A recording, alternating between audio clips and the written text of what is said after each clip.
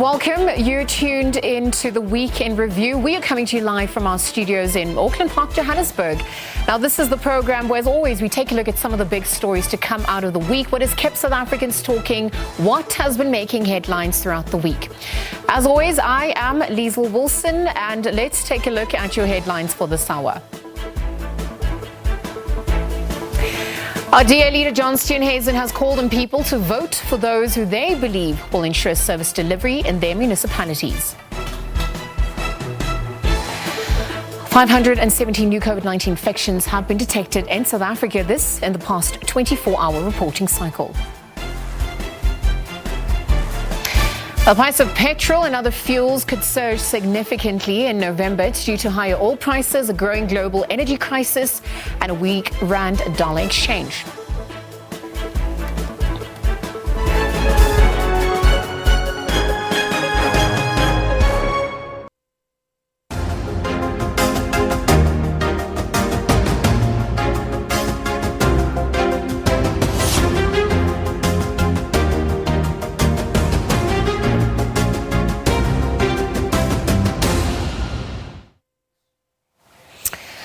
Right, let's start things off with our full election coverage. Our top story we're going to start off with includes EFF leader Julius Malema, who is today making a final push for the party's campaign to make significant inroads in the city of Cape Town's municipality and the Western Cape province.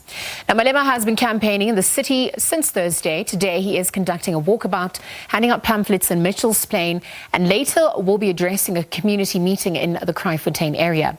Our reporter Lulama Matia is standing by for us to give us an update on what's transpired today. Lulama, good afternoon. Thank you for joining us. We anticipate the Commander-in-Chief of the EFF, Julius Malema, of course, to visit the Mitchell's Plain area. I mean, walk us through what's transpired throughout the day and how has the party been received ahead of him also coming to the area very soon? We are here at the Liberty Promenade Mall in Mitchell's Plain. We've been waiting here since 11 o'clock because we were told that party leader Julius Malema is going to come here at 11. He's going to do a walkabout. We are near the taxi rank here at Mitchell's Plain. But I must say that supporters have been patiently waiting for him to arrive. The concerns that we're getting from the community here, especially the street vendors who were selling their stuff inside the mall, they are complaining that they have been chased out by the management of the mall, and now they are selling their goods outside the mall. So they want Julius Malema to address those issues. As you have said in the intro, Julius is galvanizing support here in the Cape Town. The party currently is the third largest party in the city of Cape Town with about 7 seats. So they want now to grow their support and increase those numbers. Because when I speak to the members here and supporters of EFF here, they are saying that if Julius can be in charge and in control and govern the city, their lives will change. They believe that he does make things happen. They are saying that he can move, actually, he can make mountains move. Earlier in the week, Julius started campaigning in Cape Town on Thursday. He visited Stellenbosch. Stellenbosch is the second oldest town in the country, and it's known for the wine farms. So he was there, but he was not in the city center. He went to Kayamnandi Township, where he also addressed concerns of the community there. Yesterday, he addressed a student command rally in Bellville, and where he talked about student challenges. So I must say that EFF supporters here are optimistic. They are upbeat. They believe that the party will do better compared to what it did in the last election. They think that indeed Julius this time around and the EFF will get more seats in the city of Cape Town so that they can receive the services and they can get the changes that they want. Malema, you've spoken about the reception of the party, perhaps over the past 2 days, whilst they've been, avidly campaigning. You've also spoken about the expectations that some of the supporters have, given the service delivery issues in the area. I think if we look at it from a broader perspective, looking at the EFF's performance in Cape Town in the last local government elections, I mean, what did it look like? Perhaps what are the expectations heading into these local government elections, given that it is the second for the party?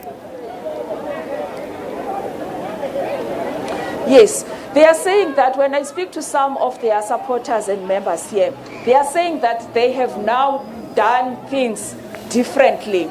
They have candidates in many words as compared to before. Their ward candidate here in Mitchell's Plain, and Mitchell's Plain is rife. It's not commonly known for high crime rates, shooting of people. One of the residents here was complaining that there was shooting around here while they are selling their stock. There was shooting around here, and they lost many of their stock because they had to run for their lives. So the EFF, being the second time now contesting local government election, they are saying that they will build up on what they have done. They are saying that for the past 5 years they've been in the opposition benches in the city of Cape Town, for instance. They have pushed the governing party, the DA, to implement some of the things that the EFF is saying that it has been fighting for these communities. But because it's not in total control, in full control of the city, some of the things it cannot implement. So now they want to make sure that when they are governing the city, they will look at crime in Mitchell's Plain and other areas of the Cape Metro. They will look at high unemployment rates. They will look after these people who are street vendors, who rely on the goods that they are selling on the streets, and make sure that they don't sell their stuff on open space. At least there's shelter that is built for them, so that on days like this, because today in the morning it was raining. Yes, it's sunny now, but in the morning it was raining. So on days like these, so that these people who are selling their stuff here are protected and from rain, from sun, and also from wind, because Cape Town there's lots of wind. Absolutely, protecting them from some of the elements in the area. Malema, we obviously know that local government is arguably one of the most important spheres of government when it comes to service delivery. So we're going to leave the conversation there. Of course, as we wait the Commander-in-Chief of the EFF, Julius Malema, to arrive and address people within the area, I want to thank you for that update. Perhaps keep us posted as more progresses on that front. But again, EFF leader Julius Malema is today making a final push for the party's campaign to make significant inroads in the city of Cape Town's municipality and the broader Western Cape province. Malema has been campaigning in the city since Thursday. Again, as our reporter Lulama Machia highlighted, today he's conducting a walkabout, handing out pamphlets in Mitchell's Plain, him and the party. Again, later also addressing a community meeting, which is set to be held in Kraaifontein. We'll continue to bring you more updates as that story unfolds. But moving on, in more election coverage now, today the Abantu Butu Congress will be launching the build-up to the 2021 municipal elections. President and mayoral candidate of the ABC for Johannesburg will be addressing attendees and also introduce the manifesto goals and also the objectives of the ABC. Our reporter Natasha Piri is going to be on standby for us. She'll be updating us on the latest with regards to that. This, of course, as we continue our election coverage, come the 1st of November, a few days away before the imminent day. So let's continue with more news now at this hour. We're moving on to the DA leader, John Steenhuisen, now rather, has called on people to vote for those who will believe they will ensure that service delivery in the municipalities will be delivered. Steenhuisen has told thousands of supporters at the party's closing rally that the ANC is the cause of failed service delivery in many municipalities within the country.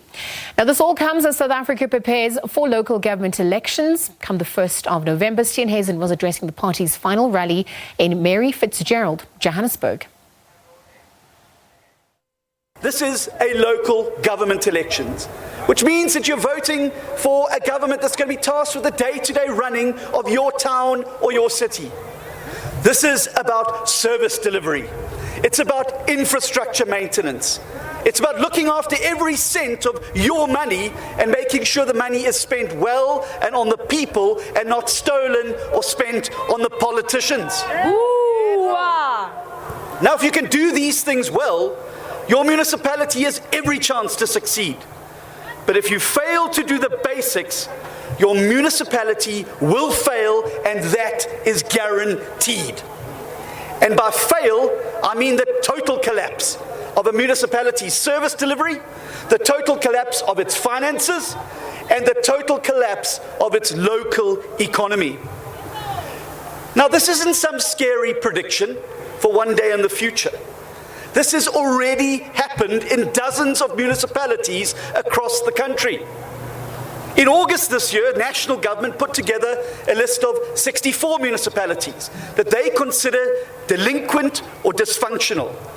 A new in-depth study by News 24 into municipal governance has added another 43 of on the verge of collapse municipalities to this list. So what does this mean? It means that right now, as we gather here today, 107 out of South Africa's 278 municipalities have either already failed or they are about to fail. This is a disaster, Democrats. It's a disaster for the millions of South Africans who have no choice but to continue living in these failed municipalities. Now, if we want to save these places, we've got to be honest about what is wrong with these places. We have to find that common thread that runs through all these failing towns and cities, a thread that we can identify as being responsible for that decay. And when we find that common thread, we need to loosen it and pull it out, or else the decay will become so bad that we will never fix it.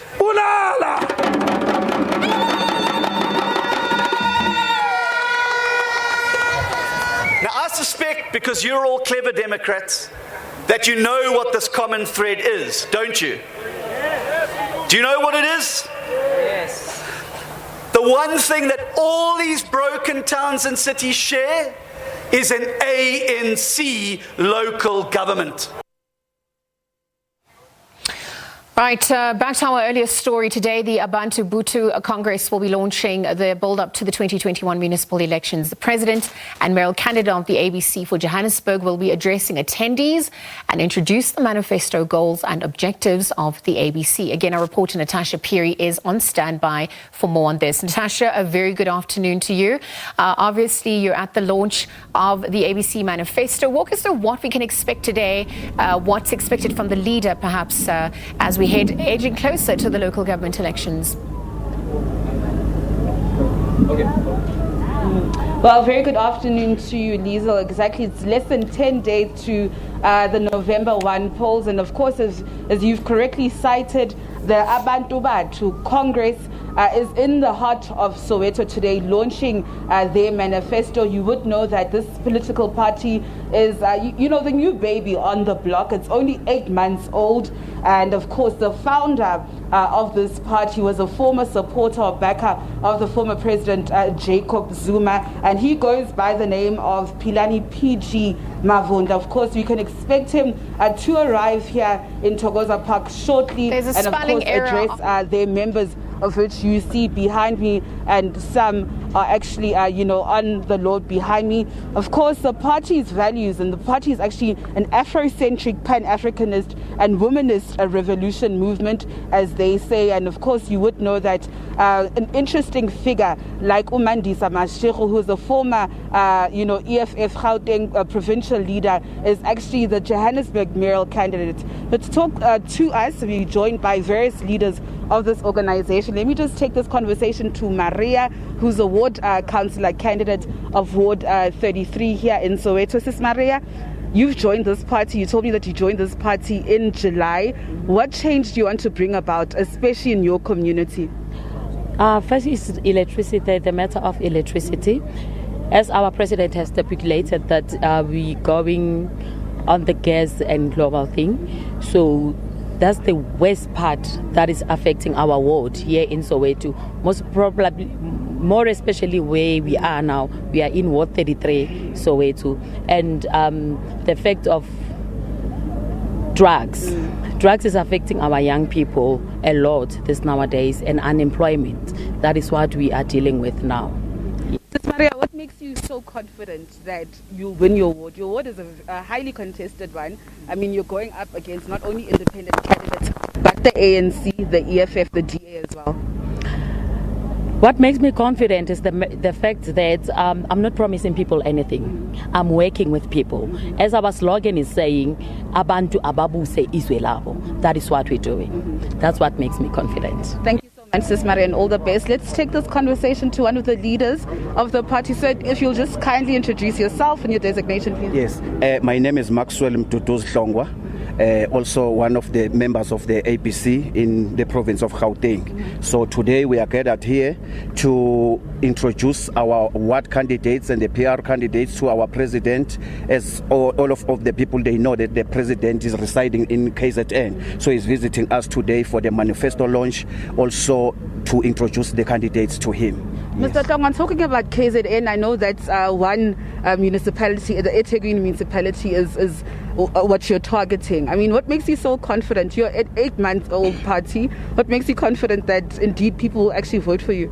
As President said, when he started to talk about Thekwini, they also give him the confidence that he will make things happen in that region, Thekwini, and that municipality. Our president, he always say he know what the people of Thekwini want, what the people of Thekwini need. As all of us, we know the problem of unemployment. And the president got a very, very way to solve the problem of unemployment. He even mentioned every time, emphasize how he can address the issue of unemployment. So that is why now we are also, as the APC in various other provinces, we are so very confident the way president he articulates how he going to address the problems of the people. You've characterized your movement as a womanist revolutionary movement. Please tell us more about that. That to tell the people is to make sure that, as you see what happened to the people when they abuse the women. So as a party, we condemn such the animalism, that hooliganism of the people who abuse the women. So we as the APC, we always emphasize to our members, to the community, to make sure that if you do such, it's very, very wrong. You as a human being, you must protect the woman. As all of us, we know that all of us, we from the women, and the women have been subjected by the national party government, old government. So now in our lifetime, we have to make sure that our women's, our wives, our ladies, our daughters, they enjoy the life of the freedom of this country. In terms of your constituency, how many members does your party have nationally? At the national level, we cannot have exactly the stats, but in the province, we know that in the province, in the COJ, we are contesting 85 wards. Also, Ekurhuleni, we are contesting 78 wards, if I'm not mistaken. COJ, we are contesting almost 75% of the region. So we are very happy about that. What can we expect from your party leader today?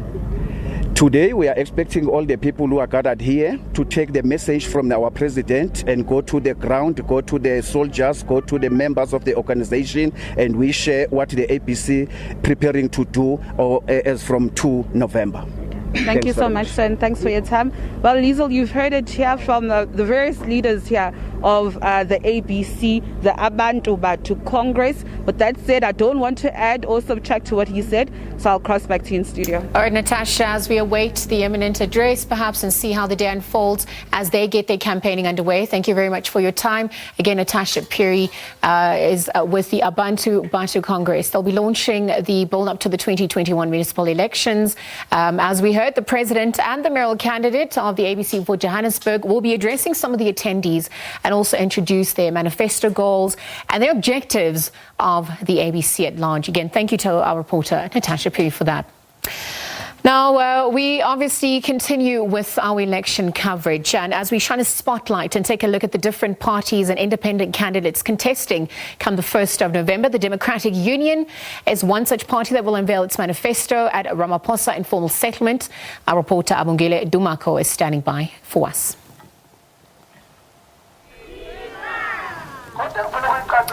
Good afternoon, Lizel. Of course, we are coming to Ward 42 of Ekurhuleni municipality. This is where we come across a party called Democratic Union Plus, DU Plus.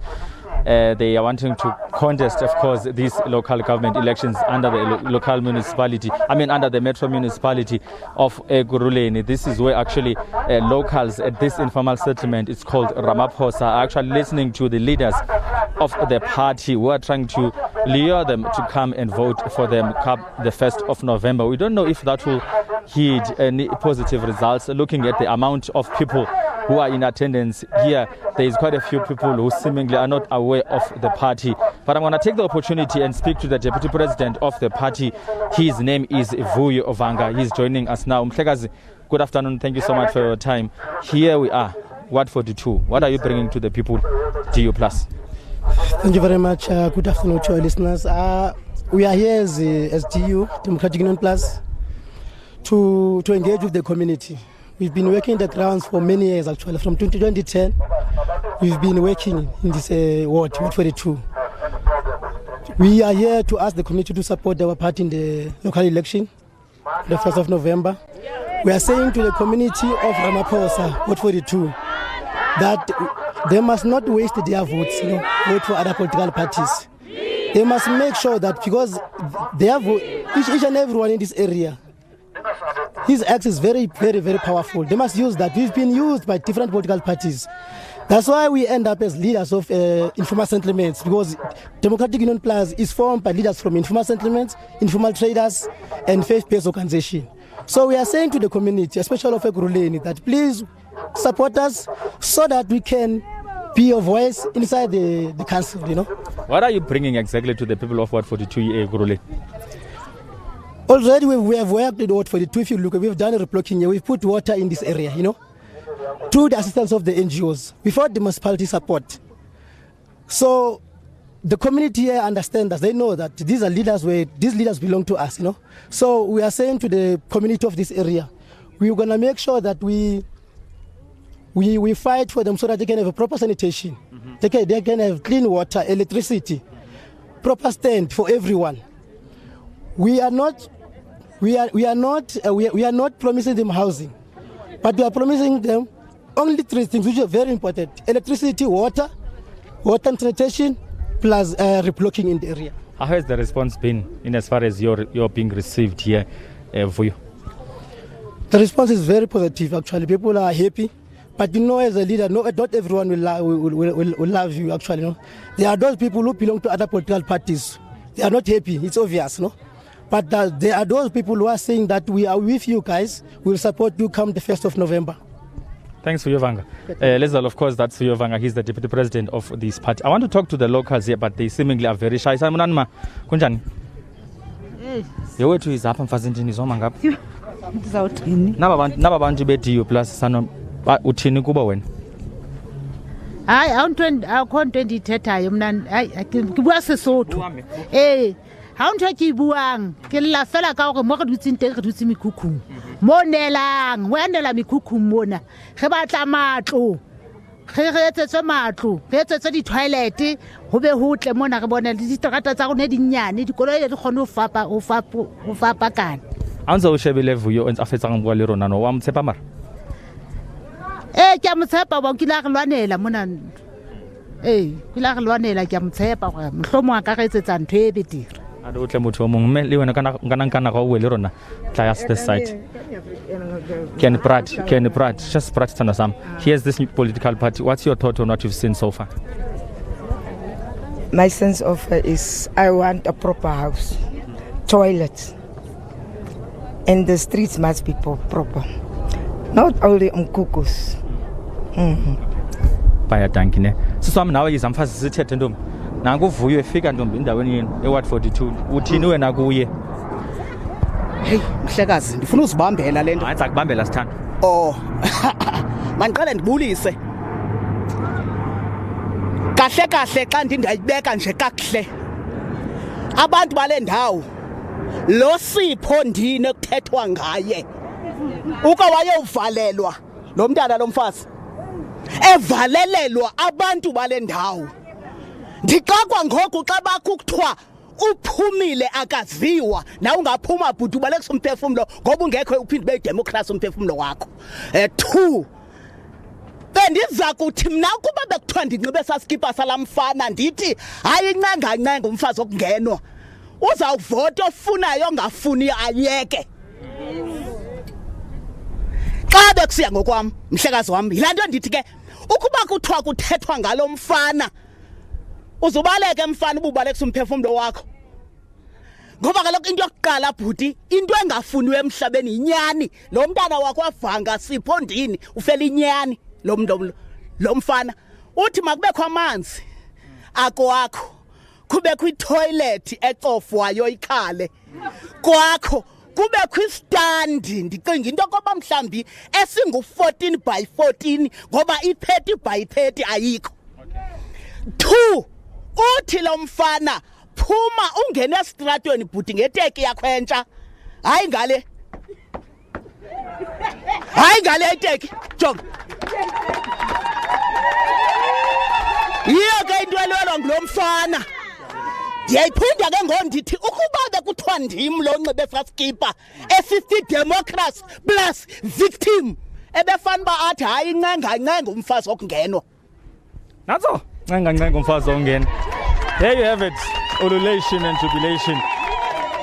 Vuyovanga seemingly is resonant actually. In as far as support is concerned here, they think that he speaks truth. He's been arrested 3 times, we are told, just for standing for the locals here. It would seem what 42 is for Vuyovanga. He's the deputy president of DU+. We don't know what will translate on the ballot come the 1st of November. We spoke to other ladies earlier on. Of course, they want to see sanitation. They want to see proper water being delivered here, toilets, streets, and proper housing. We've seen it's an informal settlement. Well, he would seem as the councillor or someone who wants to join that council of Ekurhuleni Metro Municipality would be of a good thing in as far as what we've heard from the locals here is concerned. Lizelle Wilson is back to you in studio in Auckland Park. Abongile Dumako, thank you for that update. Again, our reporter Abongile Dumako is at the Democratic Union where it's unveiling its manifesto, which is being held at the Ramaphosa Informal Settlement. Again, Abongile just giving us the latest, listening to some of the concerns from the community at large and also what we can expect from the leaders as they aim to appeal to some of the voters there. All this again as we head into the local government elections come the 1st of November, less than 10 days away. And today, in fact, we're also going to be speaking about the week's top political stories, where again elections take center stage. For this, we're joined by Professor Barry Hanyane. Prof, a very good afternoon to you. Thank you very much for joining us here on the Week in Review once again. Good afternoon, Lizelle. Good afternoon to your viewers. Prof, I think just looking at some of the unfoldings for the week, I want to start off with Action SA, who's lost their court bid to have the IEC place its name on the ballot papers. Now, obviously, a loss for Action SA, but the IEC, on the other hand, stating that the party did not fill in the forms correctly. I mean, what spanner does this throw into the works for the party as we speak? Yeah, Lizelle, it's quite unfortunate that it came down to that, but of course, the whole incident offers both parties some kind of a learning lesson of a kind to then say, perhaps in future, such mistakes should not actually happen. On the part of the IEC, it basically tainted their reputation, because we know they are one of the most powerful electoral structures in the continent, and perhaps they would want to maintain that repertoire of being seen as one of the most powerful electoral institutions. Perhaps on the part of the Action SA, it's a question of saying, in future, as a new party, how then do we avoid such mishaps so that in the end, we don't have to subject our supporters to some kind of indiscretion, especially when it comes to choosing them as the preferred choice on the ballot paper. So, Prof, as we edge closer to the local government elections, I mean, and obviously having looked at that dynamic that's unfolded for the IEC and Action SA, I also want to shine a spotlight on some of the more bigger political parties at large. I mean, both of them we've seen and heard reports of internal politics that are happening, the issues that are happening within the party internally. Both also have relatively new leaders. So it's going to be interesting to see how they ultimately prove their electoral attractiveness, particularly at these local government elections. But when we look at the unpredictable nature of these elections and also what is unfolding in the grander scheme of things, what in your opinion is being reflected as we edge closer to these elections? Liz, it's not so much about the element of unpredictability. Look, we've got to be bold and perhaps suggest projections here. My understanding will be that I don't think the ANC will claw back its lost ground, because people will then start to realize, as much as there's the Ramaphoria factor, in the end it boils down to local issues. Issues of water, issues of electricity, issues of safety, issues of infrastructure. In the end, it's that PR councillor, it's that ward councillor who needs then to represent a political party. And this is where the confidence of the electorate will be tested to the full, let alone the choices that shall have been made. So, yes, I understand you've got John Steenhuisen as the face, you've got Cyril Ramaphosa as a face. But when you face that ballot paper, it's a question of saying, Mr. Baloyi, Mr. Mutsweni, somewhere there, will he demonstrate capability? Does he have the acumen to actually represent me in council and in turn, obviously bring the much needed change, especially in places where there's dire issues of poverty, of lack of service delivery, and all sorts of administrative mishaps. Prof, will the looming elections better the practical side of service delivery this time round, 27 years into democracy? Yeah, look, it's sad. The record is not that good, Lizel. You look at my province in the northwest, all 22 provinces in the last financial year did not get clean audit. We were beginning to learn that municipalities nationally are using the building of stadium as a scheme, as a cash cow initiative to basically enrich their pockets. Almost every week, there's a new scandal that is revealed. So this tells us that local government is in bad shape, and we need to use these coming elections to actually begin to lay a foundation to reclaim our democracy back, especially at local government level. Yeah, so you're speaking about the lived experience for so many, both rural and metro settings, oftentimes pushing some of them to anger. So whilst people perhaps are seeking different political solutions, what are some of these solutions on the table at this point for everyone? Well, for starters, let's appreciate the passion. I've just listened to your interview right now, and the last speaker, out of passion, saying, look, we're tired now of promises. We're tired of being treated on the fringes of an administrative political governance system that has overlooked our aspirations, needs, wants, and desires. So here, for once, lies voices that are coming out strongly. For the first time since 1996, you have a record number of political parties. That demonstrates passion. But secondly, it also says to us, perhaps we need to step up a gear in terms of issues of oversight, in terms of issues of accountability, so that indeed our democracy does thrive at the end of the day. So, Prof, as bigger parties, or if bigger parties lose votes, I mean, the possibility of electoral gains by smaller parties is obviously what's the natural result of that. But it also then points to the possibility of hung councils. So when we look at the issue of what this voter dispersion is going to mean, with some of the alliances that could be forged in these hung councils, I mean, what sort of scenarios are we predicting and seeing on that front?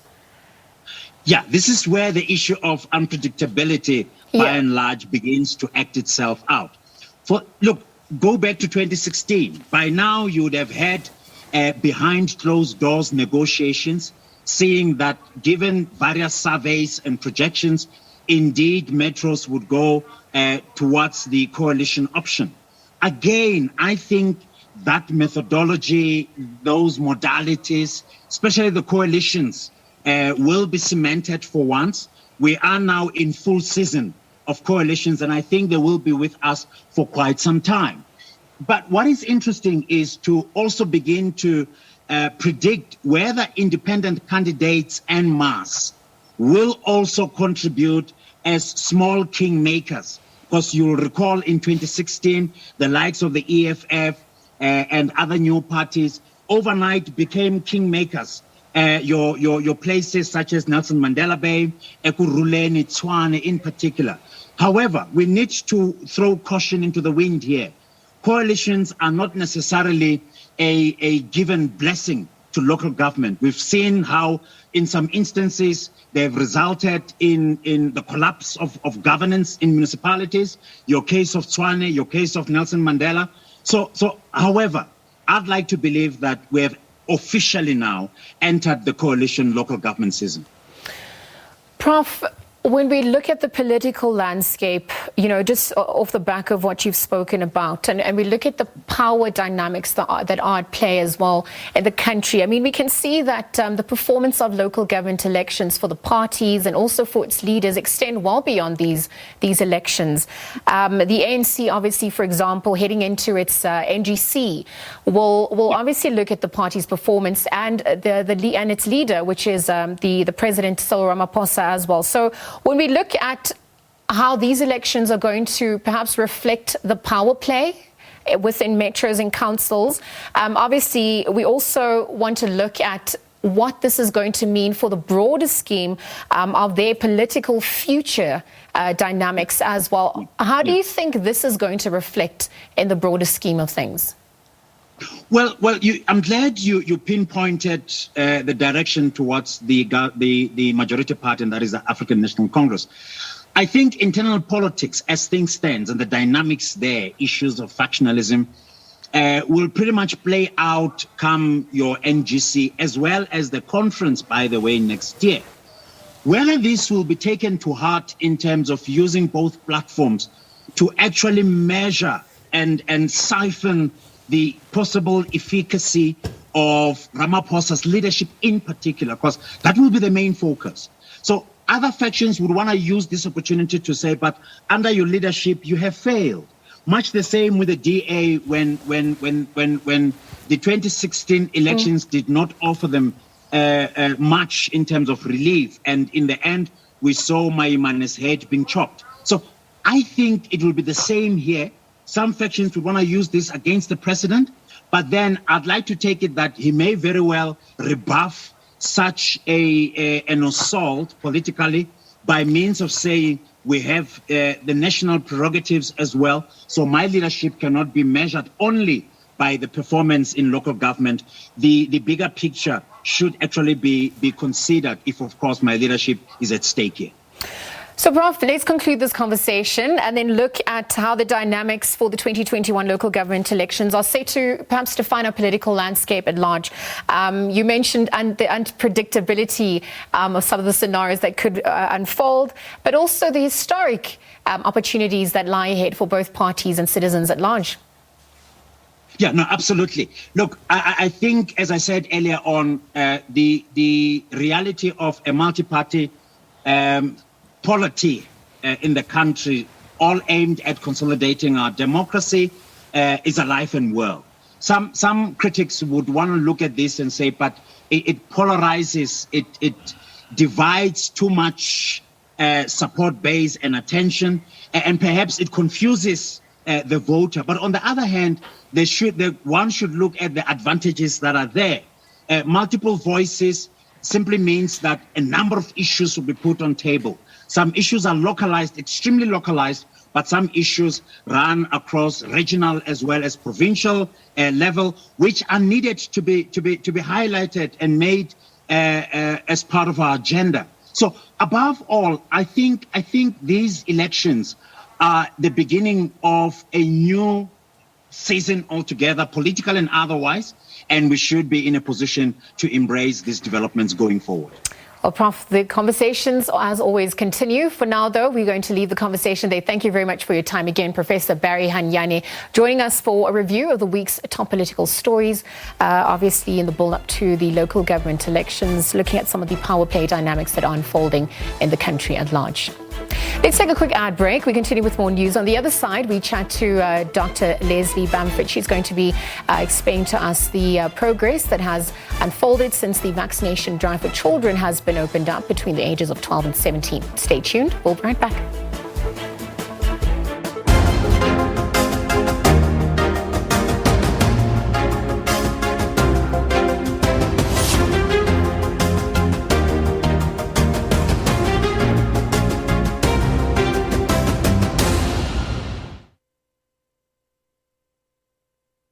Invite you to a place in Africa that is like no other, where new ways of doing business happen every day, where the world watches our talent in fascination. South Africa's rich in gold, diamonds and manufacturing expertise.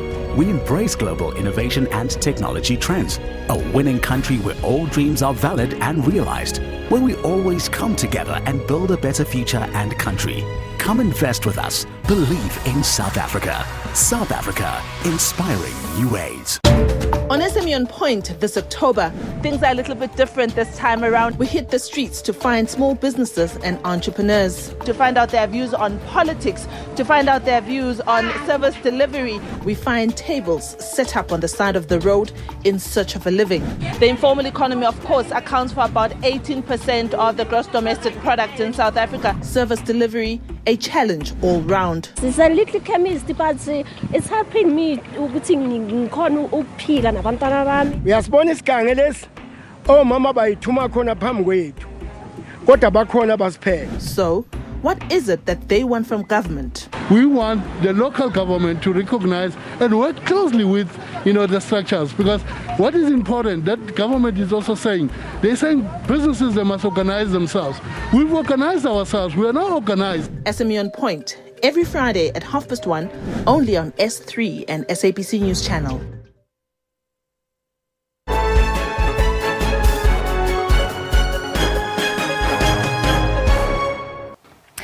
All right, welcome back. This is the Weekend Review with myself, Liesl Wilson. Let's continue with more news at this hour. The Department of Health is adamant that its decision to vaccinate children aged between 12 and 17 is within the law, saying it's concerned that members of the public are blowing their fears out of proportion. According to the Children's Act, those who are older than 12 can now get medical attention and treatment without the consent of a guardian. While government has extended its vaccine rollout program to children in this group with effect from Wednesday, but the issue of consent has stimulated fierce public debate. For more on this, let us bring in Chief Director of Child Health Program, Dr. Leslie Bamford. A very good afternoon. Thank you for joining us on the SABC.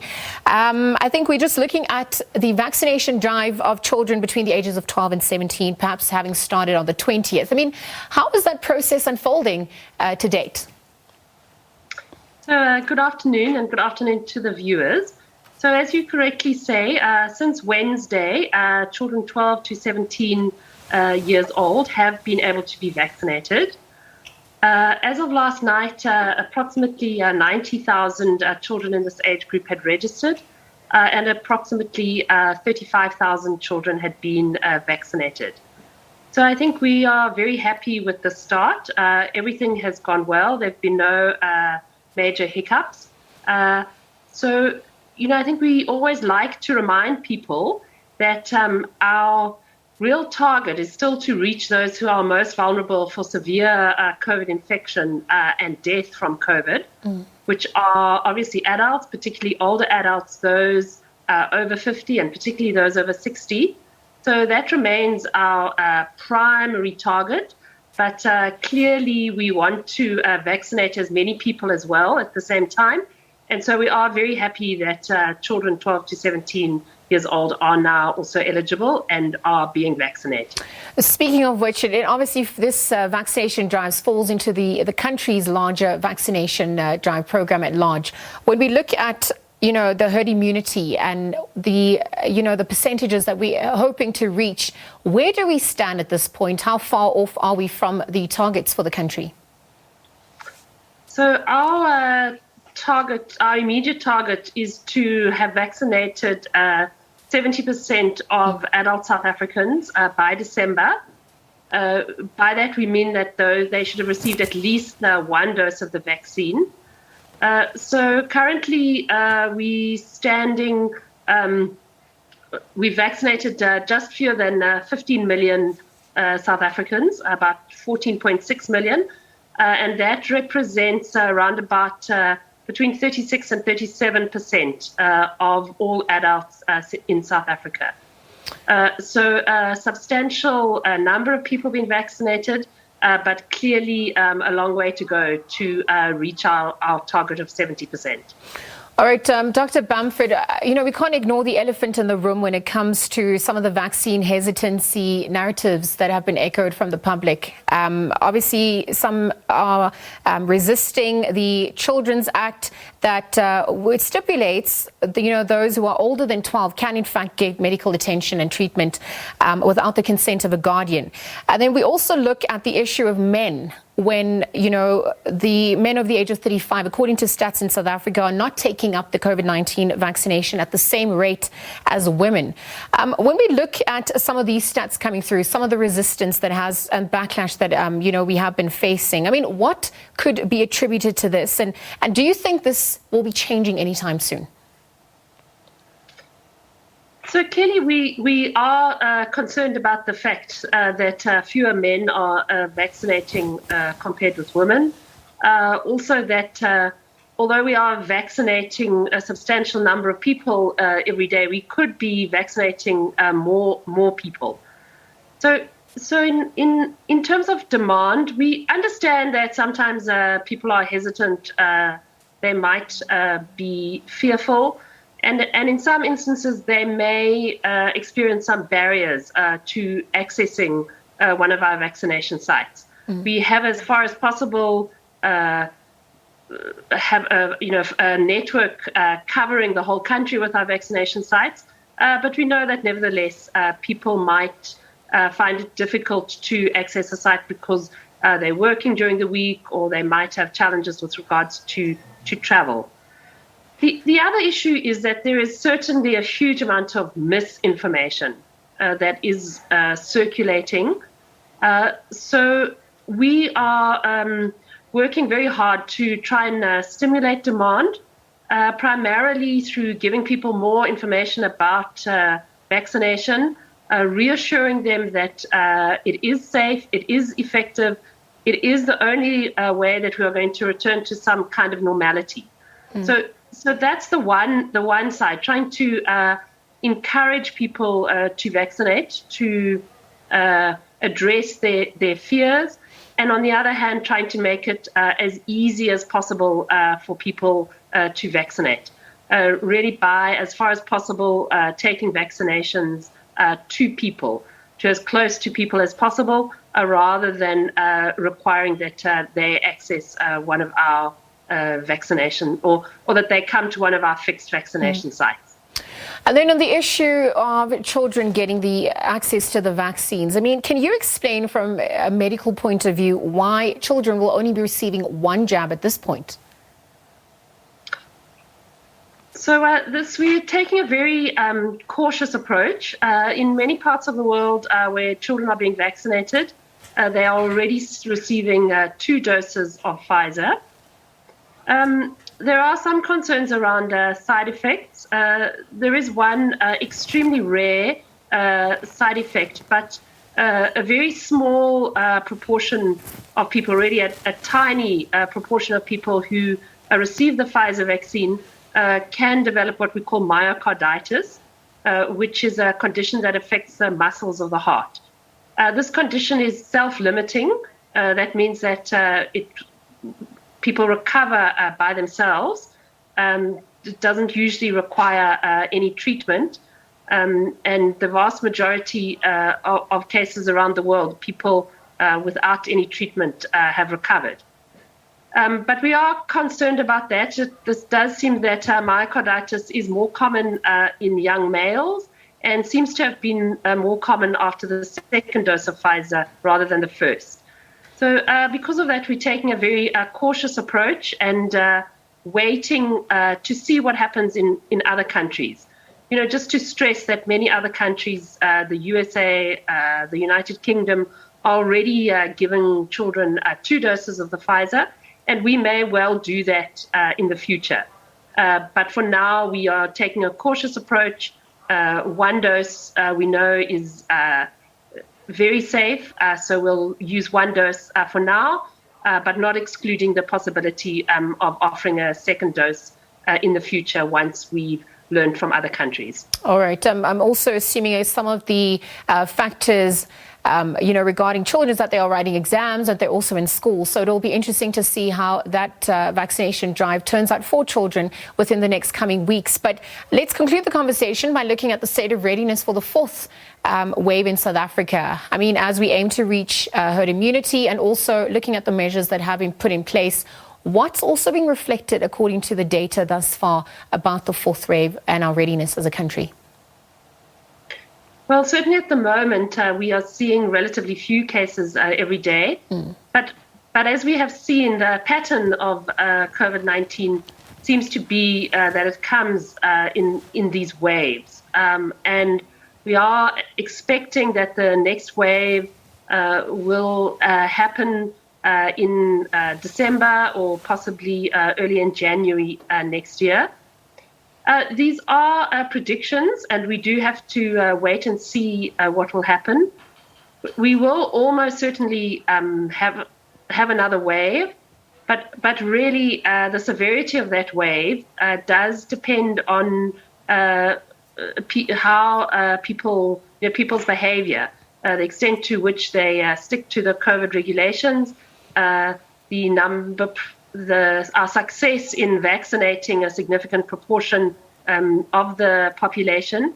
All of these factors will influence how severe the wave is, both in terms of the number of people who are infected and the number of people who develop severe COVID infection and require hospitalization.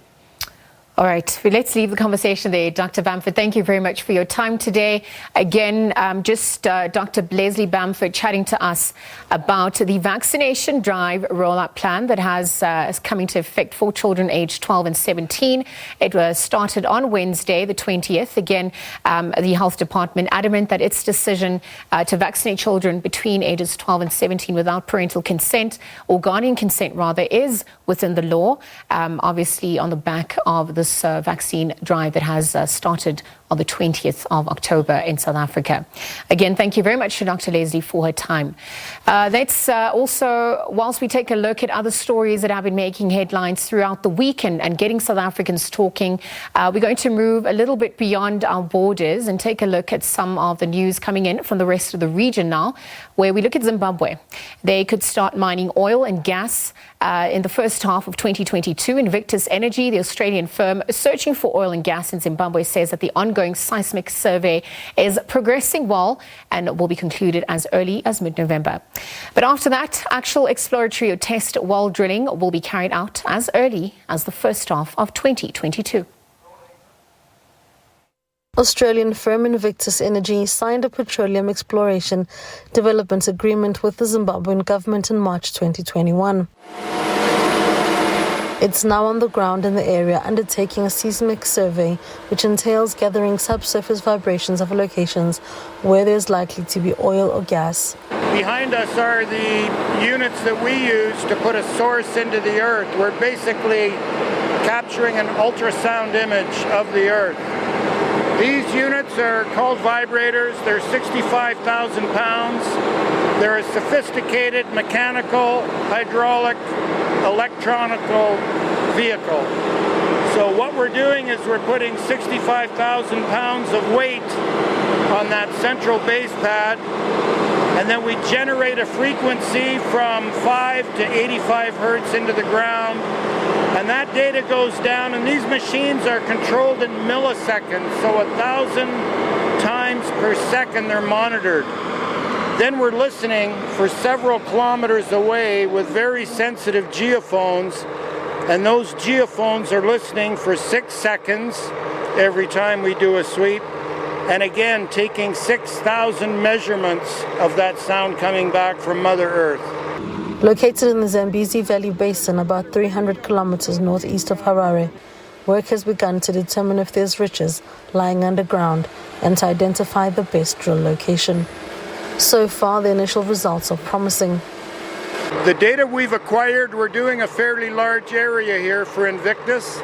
We've acquired about 500 kilometers of data. Our end target is a little under 1,100. And so far, the data quality has been excellent. So we're hoping that Mother Earth gives a real positive solution for our client Invictus. The Muzarabani prospect is potentially the largest undrilled seismically defined structure onshore in Africa. It's estimated to contain 247 million barrels of gas condensate. The data that we're acquiring does not tell us that there's oil there. It tells us the best places to drill. It's rather like when you have, as I explained before, an ultrasound. Where the doctor does that, he finds there's something wrong inside, and he can more pinpoint the best place to operate. This is what we do ourselves. And the operation, it's not like a surgeon, it's the opposite. Ours is when we drill the well. The well, when we start to drill it, will be very big on surface. When will that be? It'll be sometime next year. I cannot give a date at the moment, but it'll be sometime next year.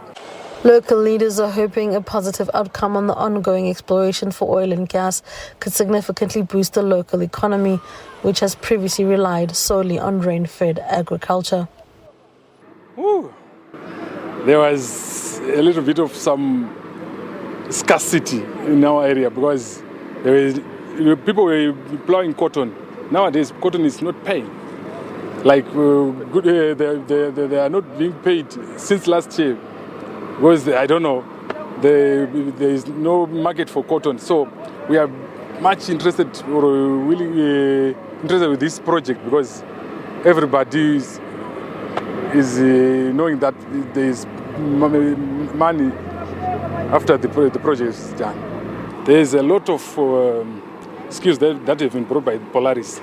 Like for example, the people were trained to cooking, driving.